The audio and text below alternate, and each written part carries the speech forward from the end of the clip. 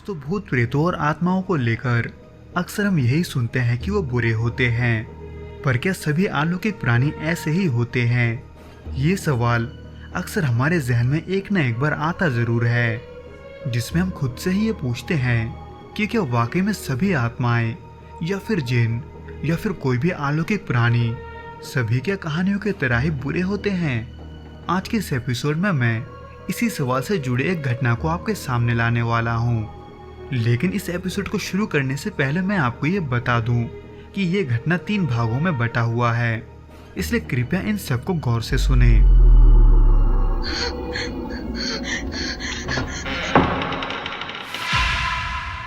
तो दोस्तों, इस घटना का पहला भाग रमजान नाम के एक लड़के से शुरू होता है, जो कि पश्चिम बंगाल में मौजूद एक गांव का निवासी है। दोस्तों, रमजान एक दिन रात को बहुत देर से सोने के कारण सुबह भी बेसुध होकर सो रहा था। हालांकि बिजली के कट जाने की वजह से गर्मी के कारण वो सो नहीं पाता, बल्कि वो अपने बिस्तर पर हिलते हुए बार बार करवटें बदल रहा था। जिसमें इसी बीच उसके पड़ोस का एक छोटा लड़का राघव, जो कि यही कोई 12 या 13 साल का होगा, वो रमजान के घर आकर टाइम पास करने के लिए रमजान के दादा से बातें करता है।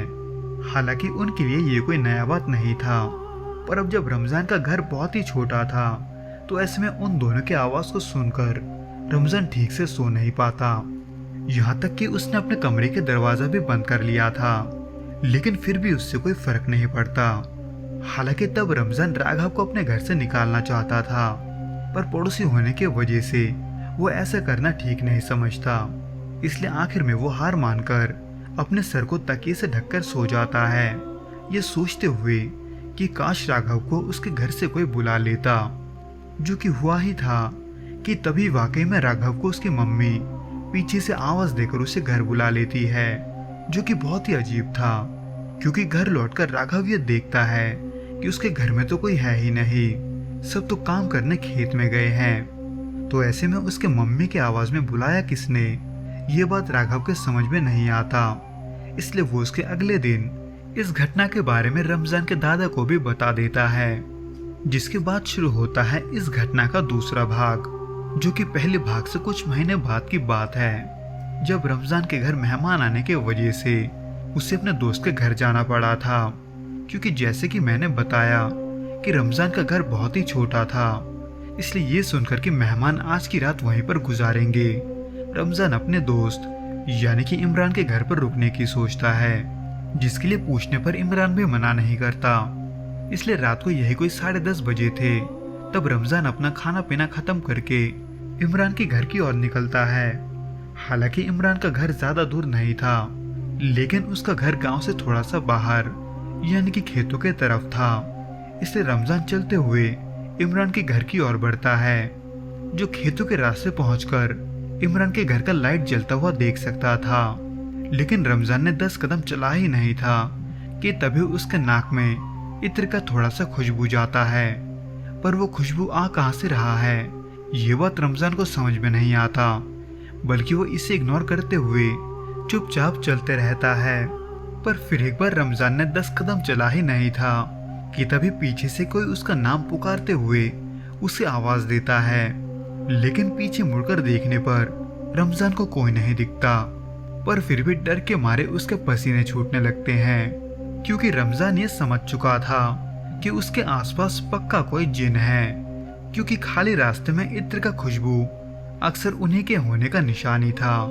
पर अब वो वहां से निकलेगा कैसे, ये सब सोचकर रमजान का गला सूखने लगा था। इसलिए एक बार फिर से पीछे मुड़कर वो इमरान के घर की ओर देखता है, जो कि ज्यादा दूर नहीं था। इसलिए इमरान के घर के लाइट पर फोकस करते हुए रमजान सीधे भागने लगता है।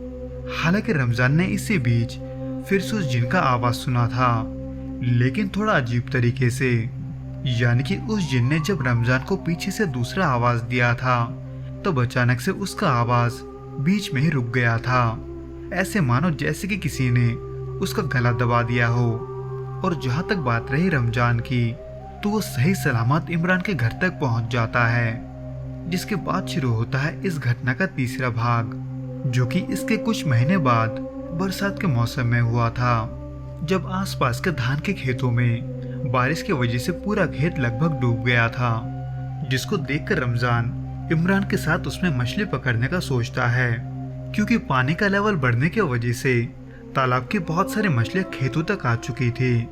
इसलिए प्लान के मुताबिक ही वो दोनों अगली सुबह 5 बजे वहां पर पहुंच जाते हैं और दोनों ही हाथ से मछली पकड़ने की कोशिश करते हैं। लेकिन घुटने जितने पानी में भी मछलियों को पकड़ना बहुत मुश्किल होता है। इसलिए मछली पकड़ते पकड़ते कब वो दोनों अलग हो जाते हैं ये उन्हें ही नहीं पता होता, क्योंकि जहाँ पर एक तरफ इमरान मछलियों को ढूंढते ढूंढते खेतों के एक तरफ था, वहीं दूसरी तरफ रमजान वो मछलियों को पकड़ते पकड़ते इमरान से दूर हो रहा था, जिस पर रमजान का भी ध्यान नहीं रहता, क्योंकि वो मछलियों को पकड़ने में बहुत बिजी था। क्योंकि मछलियां एक के बाद एक उसके सामने आ रही थी, जिनको एक एक करके पकड़ते पकड़ते रमजान इमरान को छोड़कर बहुत आगे चला आता है। इतना आगे कि कब रमजान इमरान के नजरों से परे हो जाता है ये उन्हें ही पता नहीं चलता। जिसमें इसी बीच रमजान के हाथ एक बहुत बड़ा मछली लगता है, जिसको पकड़ने की खुशी में वो इमरान को आवाज तो देता है, लेकिन पीछे मुड़कर देखने पर उसे दूर दूर तक इमरान नजर नहीं आता। उसे बस नजर आता है वो कब्रिस्तान, जो कि उससे ठीक 50 या 60 मीटर के दूरी पर था।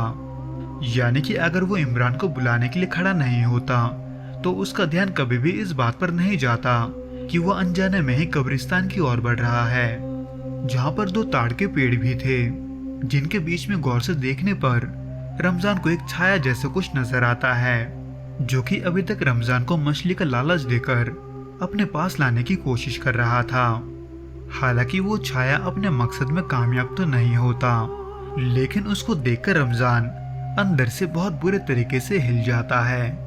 हालांकि रमजान वहां से भागने की बहुत कोशिश करता है, लेकिन डर के मारे उसके हाथ और पैर नहीं उठते। यहाँ तक कि वो चिल्लाते हुए इमरान को भी बुलाने की कोशिश करता है, लेकिन उसके गले से आवाज तक नहीं निकलता। और फिर यूं ही देखते देखते रमजान डर के मारे बेहोश हो जाता है। लेकिन वह दूसरी तरफ इमरान को इसके बारे में कुछ भी पता नहीं होता। वो तो रमजान को वहां पर न देखकर ये समझता है कि शायद से रमजान अपने घर चला गया होगा, इसलिए इमरान भी घर के लिए निकल जाता है। पर इससे पहले कि वो ज्यादा दूर तक जाता, पीछे से उसे किसी का आवाज आता है, और वो आवाज और किसी का नहीं बल्कि रमजान का था, जो कि उसको आवाज देते ही फिर से बेहोश हो जाता है। हालांकि रमजान को ऐसा देखकर इमरान जल्दी से उसे अपने घर पहुंचा देता है, लेकिन होश आने पर रमजान को ये याद ही नहीं होता कि वो वहां कैसे पहुंचा। हालांकि इमरान उसे ये बता देता है कि उसी ने उसे पीछे से आवाज देकर उसे अपने पास बुलाया था, लेकिन रमजान के हिसाब से ऐसा कुछ हुआ ही नहीं था। इसलिए उनके बारे में बताते हुए रमजान इमरान को यह बताता है कि वो अनजाने में ही कब्रिस्तान तक पहुंच गया था, जहां पर वो एक साया को देखकर डर के मारे वहीं पर बेहोश हो गया। जिसको सुनने के बाद दोनों को ये समझ में नहीं आता कि रमजान के साथ आखिर हो क्या रहा है। इसलिए वो दोनों इन सब का वजह जानने के लिए 2-3 गांव दूर एक मौलाना से मिलने जाते हैं और उन्हें इस घटना के बारे में बताते हुए उनसे ये पूछते हैं कि उसके साथ आखिर क्या हो रहा है। इसलिए वो मौलाना भी कुछ मंत्र वगैरह पढ़कर अपने जिन से इसका वजह पूछता है और ये पता लगाता है कि इन सब का कारण असल में एक जिन है, जो पिछले कुछ महीनों से रमजान के साथ है, लेकिन उसे नुकसान पहुंचाने के लिए नहीं बल्कि उसके भलाई के लिए। क्योंकि तकरीबन 6 महीने पहले जब एक शाम वो जिन सांप का रूप लेकर एक रास्ता पार कर रहा था, तब उसको देखकर कुछ बच्चे उसे पत्थर से मारने वाले थे, लेकिन रमजान ने ऐसा नहीं होने दिया, जिसके वजह से वो जिन तभी से रमजान की मदद कर रहा है। जिसके बारे में आगे बताते हुए वो मौलाना ये भी कहते हैं कि कुछ महीने पहले जब वो राघव के वजह से सो नहीं पा रहा था, तब उसी जिन ने ही राघव के मम्मी का आवाज निकालकर उसे घर से भगा दिया था। यहाँ तक कि उस रात को भी जब वो इमरान के घर में सोने जा रहा था, तब यही वो जिन था जिसने दूसरे जिन का गला दबाकर रमजान का पीछा करने से रोका था।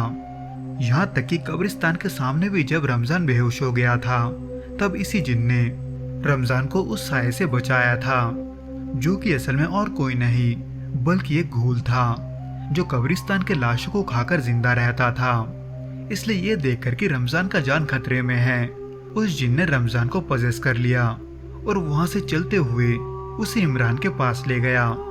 वैसे तो ये सब मौलाना के मुंह से सुनकर रमजान को यकीन नहीं होता, पर अब जब हकीकत में यही सब हुआ था तो ऐसे में रमजान उस जिन को अपना जान बचाने का शुक्रिया करता है, क्योंकि वो जिन वाकई में अच्छा था।